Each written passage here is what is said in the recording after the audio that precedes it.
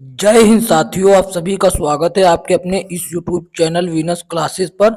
आज की इस वीडियो में हम लोग देखेंगे उत्तर प्रदेश पुलिस कांस्टेबल री एग्जाम 2024 के लिए सामान्य हिंदी का एक बहुत ही बेहतरीन प्रैक्टिस सेट, जिसमें वो प्रश्न शामिल हैं जो बार बार उत्तर प्रदेश पुलिस परीक्षा में पूछे गए हैं। तो ज़्यादा समय ना बिताते हुए सीधा प्रश्नों पर आते हैं। तो पहला प्रश्न आप सभी के सामने है। क्या कहता है पहला प्रश्न? पहला प्रश्न कहता है कि दिए गए पर्यायवाची शब्दों में से वाक्य में आए रिक्त स्थान के लिए सही शब्द चुनिए। तो देखिए यहाँ पर दिया हुआ है, क्या दे रखा है? मृग और फिर खाली स्थान है, इसमें चारों में से कुछ भरना है। यहाँ पर घास खा रहा है, तो मृग बछड़ा, मृग शिशु, मृग बच्चा, मृग शावक। तो देखिए मृग में हिरन होता है और हिरन के बच्चे को शावक कहा जाता है।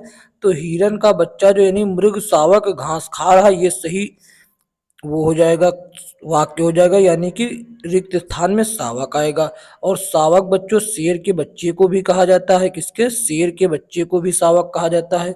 आप लोग इसका देख लीजिए, मृग को हिरण कहते हैं और इसका पर्यायवाची सारंग भी इसे कहते हैं और कुरंग भी इसे कहते हैं। किसे? हिरण को सारंग और कुरंग और हिरण और मृग, ये चार इसके एक ही के नाम हो गए और इसके बच्चे को शावक कहते हैं। बढ़ते हैं अगले प्रश्न की ओर। अगला प्रश्न, प्रश्न नंबर 2 क्या कहता है? प्रश्न नंबर 2 है कनफटा इस समास भेद का उदाहरण है। इसमें कौन सा समास है आपको ये बताना है। बहुव्रीहि, द्वंद्व, अव्ययी भाव, कर्मधार। तो देखिए बच्चों, इसमें दो शब्द हैं, कन और फटा। तो देखिए इसमें दो शब्द मिलकर किसी तीसरे की ओर संकेत कर रहे हैं। कान, कान है, कान है जिसके फटे यानी कि गोरखपंथी। कान है जिसके पटे फटे यानी कि गोरखपंथी। गोरखपंथी लोग बच्चे वैसे लोग होते हैं जिनके कान में छेद होते हैं, यानी छिदे हुए होते हैं बड़े बड़े सुराख, इसीलिए उनको कन फटा भी कहा जाता है। तो ये तीसरे की ओर संकेत कर रहे हैं, इसलिए इसमें बहुब्रीहि समास हो जाएगा। देवी देवता और असुर और मनुष्य से संबंधित कोई भी समास का अर्थ आए तो वो बहुब्रीहि समास के अंतर्गत होता है। बढ़ते हैं अगले प्रश्न की ओर। तो पहले इसकी भाषा परिभाषा भी बतलाते चले। तो देखिए बच्चों, बहुब्रीहि की परिभाषा यह है कि इसके दोनों पद मिलकर किसी तीसरे की ओर संकेत करते, जैसे कि कान, कन फटा, ये दोनों शब्द मिलकर किसी तीसरे यानी कि गोरखपंथी की ओर संकेत कर रहे हैं। जैसे कि दशानंद, दशानंद कौन है बच्चा? 10 है आनंद जिसके, यानी कि 10 मुख हैं जिसके, अर्थात रावण। और नीलकंठ, नीला है जिसका कंठ अर्थात शिव जी। ये सभी में बहुब्रीहि समास होगा। बढ़ते हैं अगले प्रश्न की ओर। अगला प्रश्न 3 नंबर क्या कहता है बच्चों? 3 नंबर प्रश्न कहता है निम्नलिखित में से कौन सा समास विग्रह, कौन सा समास विग्रह वाला पद है? कौन सा समास विग्रह वाला पद? नगर प्रवेश कार में दक्ष, काला प्रवीण, रणशूर। तो देख रहे होंगे आप लोग कि इसमें नगर प्रवेश और कला प्रवीण रणशूर ये सभी एक ही साथ लिखा हुआ है, इसमें कोई बड़ा करके नहीं लिखा गया। जबकि समास विग्रह का अर्थ है कि शॉर्ट से बड़ा करना। तो देखिए कार्य में दक्ष जो है ये समास विग्रह वाला पद है, जबकि इसका समास रूप क्या होता है? इसका समास रूप होता है कार्य दक्ष। क्या हो जाता है? कार्य दक्ष। इस और इसमें कौन सा समास है? इसमें तत्पुरुष समास है। कौन सा? तत्पुरुष समास है इसमें, तो तत्पुरुष समास हो जाएगा इसमें बच्चों। बढ़ते हैं अगले प्रश्न की ओर। इसमें कौन सा समास है? तत्पुरुष। देखते हैं अगला प्रश्न। अगला प्रश्न आप सभी के सामने प्रश्न नंबर 4 क्या कहता है? प्रश्न नंबर 4 कहता है रमेश चंद्र शाह को विनायक रचना के लिए सन 2014 ईस्वी में साहित्य अकादमी पुरस्कार से सम्मानित किया गया। इस रचना की विधा क्या थी? तो देखिए विनायक रचना जो थी इसकी विधा थी उपन्यास। 2014 ईस्वी में रमेश चंद्र शाह को इसके लिए उपन्यास विनायक रचना के लिए साहित्य अकादमी पुरस्कार से सम्मानित किया गया। बढ़ते हैं अगले प्रश्न की ओर। अगला प्रश्न क्या कहता है? अगला प्रश्न आप सभी के सामने है। हमेशा एक जैसा रहना अर्थ के लिए, हमेशा एक जैसा रहना अर्थ के लिए सही लोकोक्ति क्या होगी? तो देखिए सही लोकोक्ति क्या होगी बच्चों? सही लोकोक्ति हो जाएगी क्या? हाथ कंगन को आरसी, क्या होनहार बिरवान के होत चिकने पाँव, पात, मुंह में राम बगल में छुरी, सावन हरे न भादो सूखे। तो देखिए सावन हरे न भादो सूखे, ये इसका सही अर्थ इस लोकोक्ति का होता है सदैव एक जैसा रहना, यानी कि हमेशा एक जैसा रहना। इस प्रश्न का सही जवाब ये हो जाएगा ऑप्शन डी। तो हम आपको इनके भी उत्तर बताते चले। तो देखिए इसका क्या अर्थ होता है, ऑप्शन ए जो हाथ कंगन को आरसी क्या, प्रत्यक्ष को प्रमाण की आवश्यकता क्या, यानी कि जो सत्य है वो सत्य ही रहेगा, उसे किसी प्रमाण की आवश्यकता क्या होगी। अब देखते हैं दूसरा, होनहार बिरवान के होत चिकने पांव। तो देखिए बच्चों, जो गुणी या प्रतिभाशाली व्यक्ति होते हैं उनके लक्षण बचपन से ही दिखने लगते हैं। तो इसका यही अर्थ होता है, जो गुणी या प्रतिभाशाली होते हैं उनके लक्षण बचपन से ही दिखने लगते हैं। और मन में राम बगल में मुंह में राम बगल में छुरी, यानी कि हमारे पास तो सामने से तो हमारा हित चाहते लेकिन पीठ पीछे हमारी बुराई करते हैं। इसका सही अर्थ इस लोकोक्ति का यही होगा, सामने मेरे हितैषी हैं और पीठ पीछे बुराई करने वाले, मुंह में राम बगल में छुरी, ये तो वही बात हो गई। इसका सही जवाब ऑप्शन डी हो जाएगा। बढ़ते हैं अगले प्रश्न की ओर। अगला प्रश्न क्या कहता है, अगला प्रश्न नंबर 6 कहता है कि दो चट्टानों पर साहित्य अकादमी पुरस्कार पाने वाले कवि का नाम बताएं। तो दो चट्टाने पर साहित्य अकादमी पुरस्कार पाने वाले हरिवंश राय बच्चन जी हो जाएंगे। कब मिला, हरिवंश राय बच्चन जी को सन 1968 ईस्वी में साहित्य अकादमी पुरस्कार से सम्मानित किया गया दो चट्टानों के लिए। बढ़ते हैं अगले प्रश्न की ओर। अगला प्रश्न क्या कहता है बच्चों, तो देखिए प्रश्न नंबर 7 से 11 तक आपको गद्यांश पढ़कर उत्तर देना होगा। तो देखिए हम जल्दी जल्दी गद्यांश पढ़ लेते हैं बच्चों। एक, तो देखिए विज्ञान और दर्शन दोनों के रास्ते एक ही हैं, मंजिल की तलाश करते हैं। यह जरूरी है कि विज्ञान में अंध आस्था की प्रवृत्तियों के लिए कोई जगह नहीं होनी चाहिए। विज्ञान में सत्य साक्षात्कार का कोई दावा नहीं चलता। मतलब यह कि कोई भी सिद्धांत अपने आप में कभी निरपेक्ष, अकाट्य या परम सत्य नहीं होता। वह स्वयं भी यह स्वयं सिद्ध होने का, अब देखिए बढ़ा वो कर लेते हैं, आगे थोड़ा बढ़ा लेते हैं, होने तक हो गया है। अब क्या कहता है, होने का दावा नहीं कर सकता, लेकिन जब तक वह गलत नहीं साबित हो जाए तब तक वह सच ही माना जाता है। इस प्रकार कोई भी वैज्ञानिक असाधारण चिन्मय चिरंतन ना होकर एक सापेक्ष अवधारणा होती है। वह अपने समय में बढ़ लेते हैं आगे, अपने समय में एक तदर्थ सच्चाई ही बयां करती है। मसलन कई सौ बरस तक न्यूटन के गुरुत्वाकर्षण सिद्धांत का किला अभेद ही माना जाता रहा। वह एक सच्चाई थी, लेकिन बाद में आइंस्टाइन के सिद्धांत तथा क्वांटम फिजिक्स ने उसका खंडन प्रस्तुत कर दिया किया। आज भी अंतरिक्ष या ब्रह्मांड संबंधी अध्ययन हो, उपग्रहों का प्रक्षेपण हो, न्यूटन की गतिकी और गुरुत्व सिद्धांत ही काम में लाए जाते हैं। क्वांटम फिजिक्स के आगमन को दो तरह से देखा जा सकता है। एक, इसने न्यूटनवाद को झूठा करार दिया। दो, इससे न्यूटन में एक नया अध्याय जुड़ा और न्यूटन का सिद्धांत परिष्कृत हो गया। अब देखते हैं इससे संबंधित प्रश्नों का अध्ययन करते हैं बच्चों। क्या करते हैं, प्रश्नों का अध्ययन करते हैं। तो देखिए प्रश्न नंबर 7 क्या कहता है। प्रश्न नंबर 7 कहता है विज्ञान के संदर्भ में असत्य कथन छांटिए। तो देखिए विज्ञान में सत्य और साक्षात्कार का कोई दावा नहीं चलता, गलत वही तो चलता है। विज्ञान में एक सापेक्ष अवधारणा होती है। विज्ञान में क्या होती है, एक सापेक्ष अवधारणा होती है बच्चों। 7वें का सही जवाब क्या हो जाएगा, विज्ञान में एक सापेक्ष अवधारणा चलती है। और देख लेते हैं, अभी सही जवाब का पता लगाना मुश्किल है। विज्ञान अपने समय की वास्तविक सच्चाई बयां करती। विज्ञान और दर्शन दोनों के रास्ते एक ही मंजिल की तलाश करें। तो देखिए विज्ञान जो है अपने समय की सच्चाई को, वास्तविक सच्चाई को बयां करती है। जैसे कि पहले न्यूटन के गुरुत्वाकर्षण का सिद्धांत जब तक कोई उसको झूठा साबित करने वाला नहीं आया तब तक वही सत्य माना गया। जब क्वांटम फिजिक्स आ गई तो उसे झूठा करार दे दिया गया, यानी कि जब तक उसके बारे में अपने समय में वो सच्चाई बयां करती रही। न्यूटन का नियम अपने समय में सच्चाई का बयां करता रहा। देखिए इस प्रश्न का सही जवाब ऑप्शन सी हो जाएगा। बढ़ते हैं अगले प्रश्न की ओर।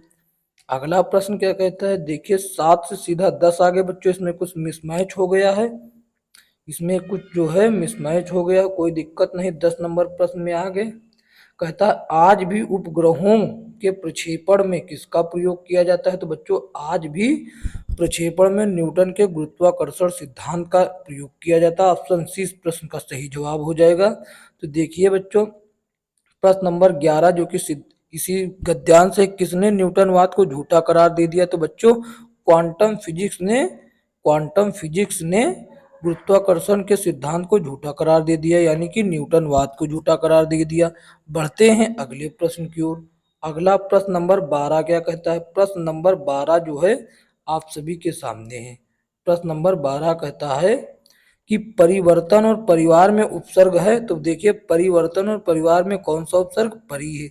उपसर्ग ऐसे शब्द होते हैं जो किसी शब्द के पहले यानी कि पहले लगकर उसका अर्थ बदल देते हैं। जैसे कि यहाँ पर वर्तन था, क्या था, यहाँ पर वार था और इसके आगे परि लग गया तो हो गया परिवार। यहाँ पर वर्तन था, परि लग गया, परिवर्तन हो गया। तो यानी कि ऑप्शन ए जो है इसका सही जवाब हो जाएगा। बढ़ते हैं अगले प्रश्न की ओर।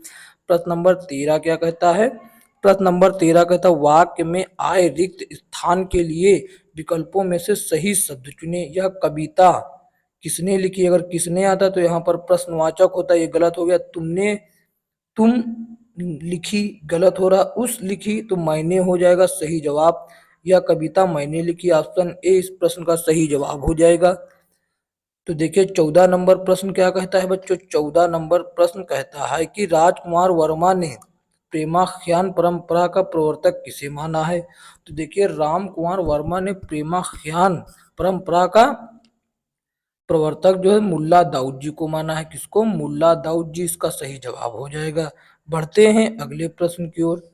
अगला प्रश्न क्या कहता है। प्रश्न नंबर 15 कहता है कि उद्घाटन उद्घाटन उद्घाटन शब्द का सही संधि विच्छेद क्या है।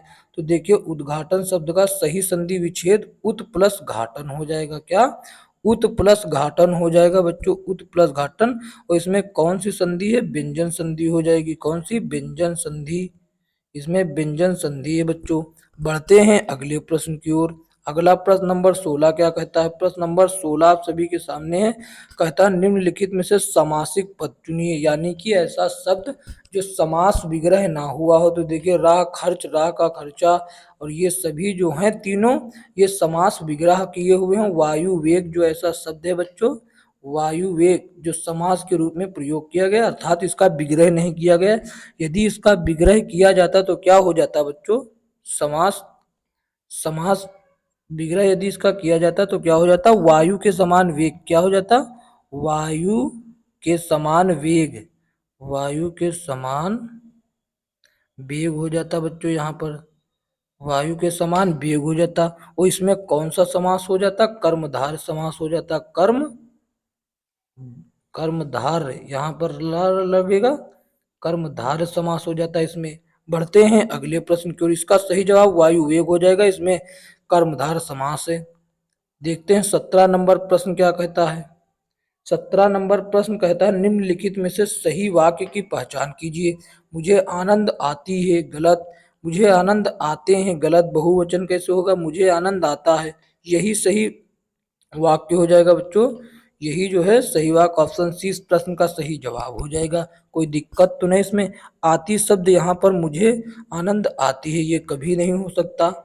आती है तो लड़की के लिए हो रहा, लेकिन वह बात सही। यहाँ पर आनंद जो है वो पुल्लिंग शब्द है, इसलिए यहाँ पर पुल्लिंग शब्द आना चाहिए क्रिया का। बढ़ते हैं अगले प्रश्न की ओर।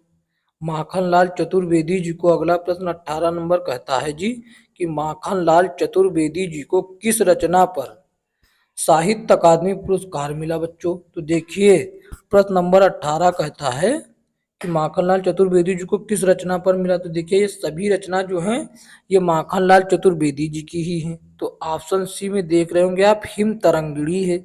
इसके लिए उन्हें सन 1955 ईस्वी में, कब, सन 1955 ईस्वी में पहला साहित्य अकादमी पुरस्कार मिला। कब, पहला साहित्य अकादमी, सर्वप्रथम शुरुआत हुई थी साहित्य अकादमी पुरस्कार की? पहला साहित्य अकादमी पुरस्कार हिम तरंगड़ी के लिए माखनलाल चतुर्वेदी जी को मिला। सबसे पहला पुरस्कार यदि पूछता है कि साहित्य अकादमी पुरस्कार पाने वाले प्रथम कवि का नाम बताइए, तो माखनलाल चतुर्वेदी जी हो जाएंगे। बढ़ते हैं अगले प्रश्न की ओर। अगला प्रश्न क्या कहता है बच्चों की तेलुगु शब्द की उत्पत्ति निम्नलिखित में से किस शब्द से हुई? तो तेलुगु शब्द बच्चों जो कि आंध्र प्रदेश और तेलंगाना जैसे देशों में चलता है तेलुगु भाषा प्रमुख रूप से, तो ये त्रिलिंग शब्द से तेलुगु शब्द की उत्पत्ति हुई है।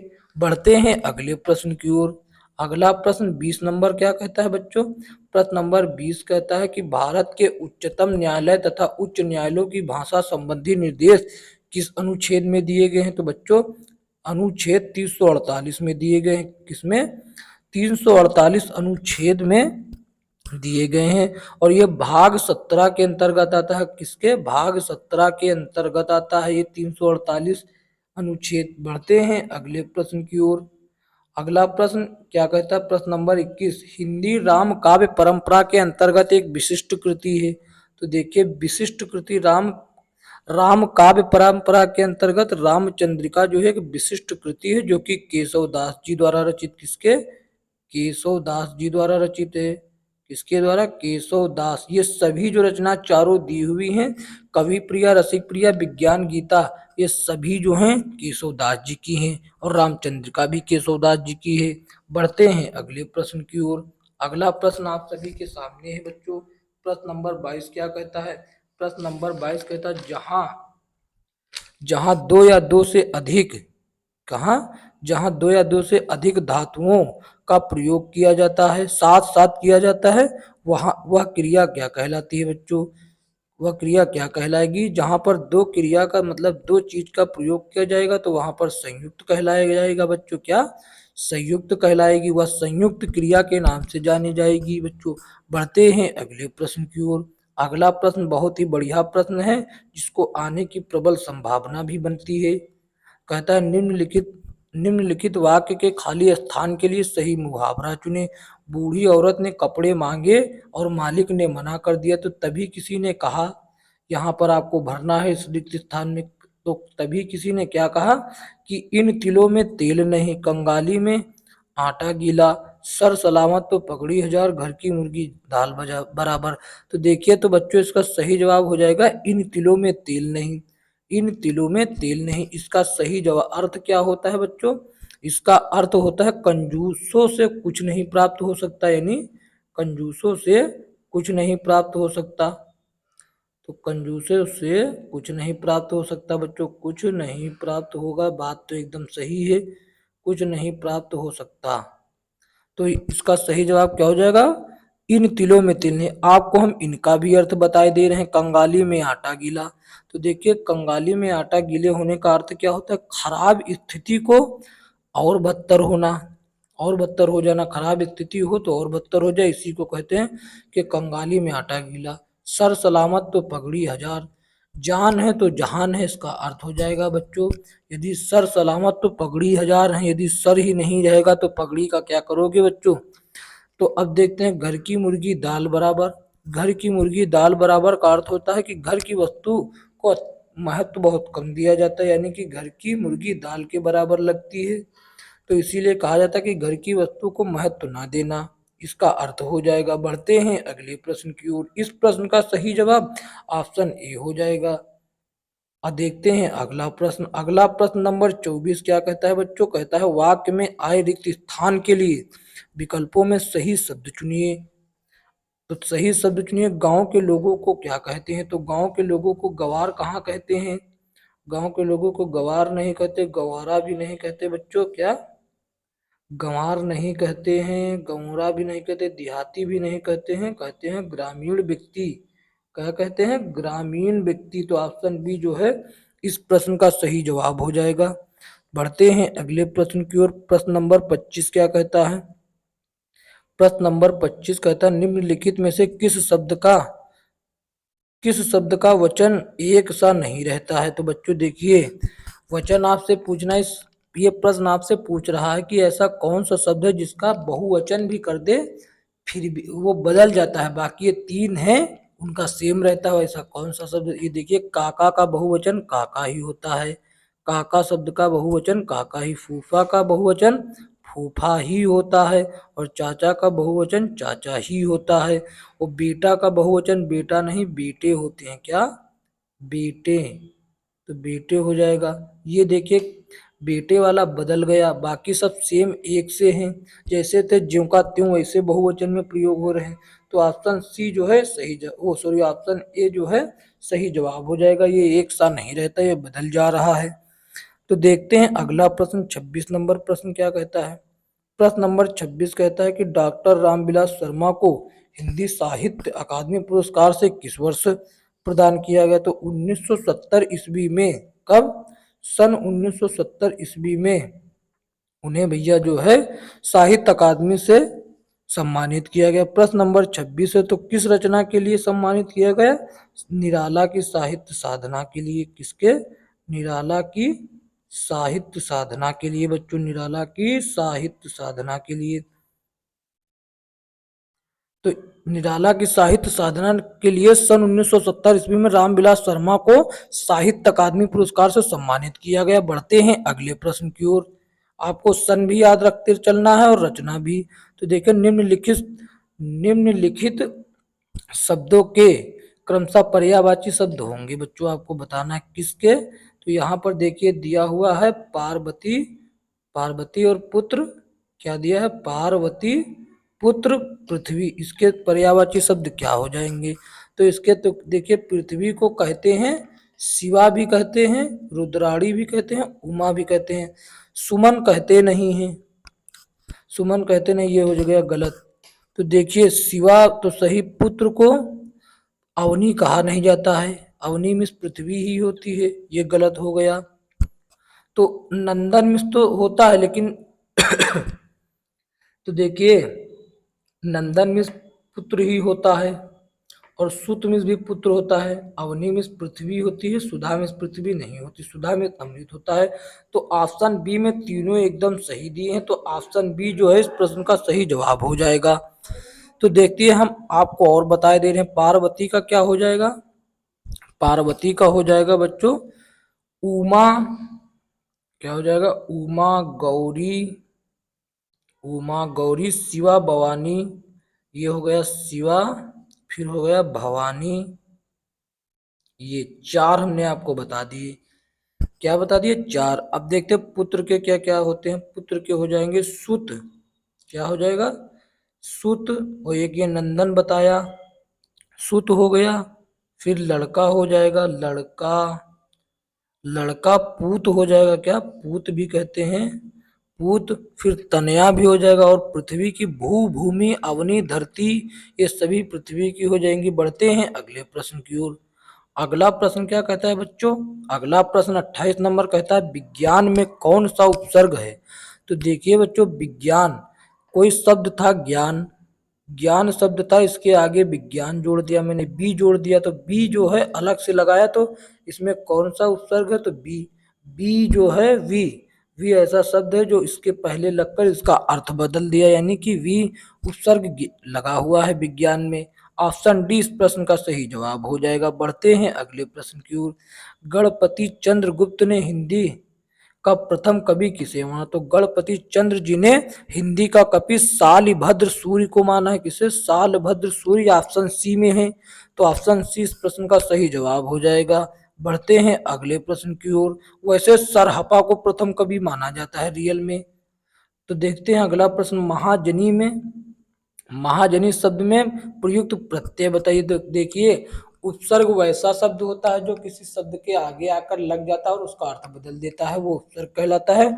और प्रत्यय एक ऐसा शब्द होता है जो किसी शब्द के पीछे आकर लग जाता है और उसका अर्थ बदल देता है। तो देखिए यहाँ पर महाजन शब्द था पहले से, महाजन, महाजन शब्द था, तो क्या आकर लग गया, बड़ी ई की मात्रा आकर लग गई। तो ऑप्शन बी में देखिए बड़ी ई है, तो बड़ी ई जो है महाजन से महाजनी कर दिया। तो ऑप्शन बी जो है इसका सही जवाब हो जाएगा। बढ़ते हैं अगले प्रश्न की ओर। अगला प्रश्न क्या है बच्चों, अगला प्रश्न कहता है 31 की प्रत्येक में इस संधि भेद का उदाहरण, मतलब प्रत्येक में कौन सी संधि है बच्चों। तो प्रत्येक को संधि विच्छेद करेंगे तो ऐसा हो जाएगा, प्रति प्लस एक हो जाएगा। क्या हो जाएगा, प्रति प्लस एक हो जाएगा। तो बन जाएगा प्रत्येक। क्या बन जाएगा, प्रत्येक बन जाएगा। और मैंने आपको एक संधि की सेपरेट वीडियो लाकर पढ़ा चुका हूं कि यदि या और वा के पहले कोई आधा अक्षर आता है तो उसमें यड़ संधि होती है। क्या होती है, उस वीडियो का डिस्क्रिप्शन में लिंक डाल दूंगा, उसको आप लोग पढ़ लीजिएगा। संधि से किसी भी कोई भी कंफ्यूजन नहीं आपको रहेगी, आप सब प्रश्न करके आएंगे। संधि से संबंधित कहीं भी कुछ भी हो, आप संधि से जो है कोई भी प्रश्न नहीं छोड़ेंगे, सारा क्लियर कॉन्सेप्ट जो है क्लियर हो जाएगा। और ट्रिक ऐसी बतलाई है कि आप देखते ही उत्तर करेंगे। जैसे कि या और वा के पहले आधा अक्षर तो यड़ संधि, तो देखिए या के पहले आधा अक्षर तो यड़ संधि हो जाएगा। बढ़ते हैं अगले प्रश्न की ओर। मैं घर जाता हूँ, 32 नंबर प्रश्न में देखिए, मैं घर जाता हूँ, इस वाक्य में सहायक क्रिया कौन सी होती। तो पहली बात तो आप सहायक क्रिया समझ लीजिए कौन सी होती। सहायक क्रिया ऐसी क्रिया होती है जो मुख्य क्रिया के अर्थ को स्पष्ट करने में सहायता देती। क्या, मुख्य क्रिया के अर्थ को स्पष्ट करने में सहायता देती है। तो यहाँ पर यदि हूँ शब्द ना लगाया जाए बच्चों, कौन सा हूँ शब्द ना लगाया जाए, मैं घर जाता, मैं घर जाता, मैं घर जाता, यानी कि इसका स्पष्ट सही अर्थ नहीं निकलेगा, तो इसलिए सहायक क्रिया हो जाएगी हूँ। तो ऑप्शन सी जो है सही जवाब हो जाएगा। बढ़ते हैं अगले प्रश्न की ओर। अगला प्रश्न बच्चों क्या कहता है, एकदम सरल क्वेश्चन है। राष्ट्र में ये जोड़ने पर क्या बन जाएगा, तो राष्ट्रीय बन जाएगा। इसको कौन नहीं जानता बच्चों, ऑप्शन सी सही जवाब हो जाएगा। बढ़ते हैं अगले प्रश्न की ओर। अगला प्रश्न क्या कहता है, अगला प्रश्न 34 नंबर, कार्यालयी पत्र के अर्ध सरकारी पत्र व्यवहार, ये तो जीके का क्वेश्चन है, इनमें से मुख्यतः किनके बीच जा सकता है। तो बच्चों इसका सही जवाब शासकीय अधिकारियों के बीच हो जाता है। ये तो जीके का क्वेश्चन था, हिंदी का क्वेश्चन नहीं। बढ़ते हैं अगले प्रश्न की ओर। जीके जीएस में पूछा जाने वाला प्रश्न है। तो देखिए प्रश्न नंबर 35 क्या कहता है बच्चों। प्रश्न नंबर 35 कहता है, प्रभु जी तुम चंदन हम पानी, इस पंक्ति के कवि कौन है। तो प्रभु जी चंदन तुम पानी तो रविदास जी हैं। संत रैदास या इन्हें रविदास भी कहा जाता है। तो ऑप्शन बी इस प्रश्न का सही जवाब हो, सॉरी, इस प्रश्न का सही जवाब हो जाएगा ऑप्शन बी। तो देखिए 36 नंबर प्रश्न का सही जवाब देखते हैं।